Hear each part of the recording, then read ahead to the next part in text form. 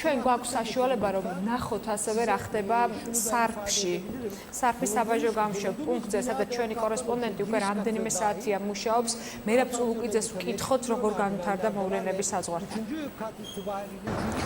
სარფში ამ დროისთვის მშვიდი ვითარებაა, შეიძლება ითქვას, რომ მთელი ღამის განმავლობაში აქ სიტუაცია სტაბილური იყო და რაიმე ქაოსს და პანიკას ადგილი არ ჰქონია. მთელი ღამის განმავლობაში შეუფერხებლად გადმოდიოდნენ საზღვარზე როგორც სატვირთო, ასევე მსუბუქი ავტომანქანები. შეფერხებები არ ჰქონიათ იმ საქართველოს მოქალაქეებს, რომლებიც თურქეთიდან საქართველოში ბრუნდებოდნენ. ასევე შეუფერხებლად გადადიან თურქეთის მოქალაქეები საკუთარ სამშობლოში.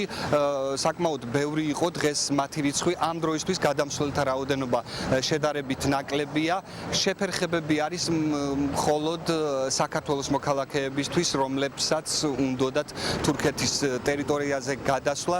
სარფის საზღვარი ამ დროისთვის საქართველოს მოქალაქეებისთვის არის ჩაკეტილი, როგორც საქართველოს მხრიდან, ასევე თურქეთის მხრიდან და მოქალაქეების ნაწილი იმყოფება ამჟამად სარფში და ელოდება თუ როგორ განვითარდება მოვლენები თურქეთში. ნაწილი ფიქრობს, რომ სიტუაცია დამშვიდება და ისინი კვლავ მოახერხებენ თურქეთში გადასვლას, რადგან მათი უმეტესობა იქ მუშაობს და აქვთ გარკვეული ვალდებულებები. როგორც გითხარით, ამ დროისთვის სიტუაცია სტაბილურია, აქ იმყოფებიან სამართალდამცველები და საერთო ჯამში ღამე მშვიდად ჩაიარა. დიდი მადლობა. მერაბ წულუკიძე გვერდებოდა სარფიდან პირდაპირ ეთერში.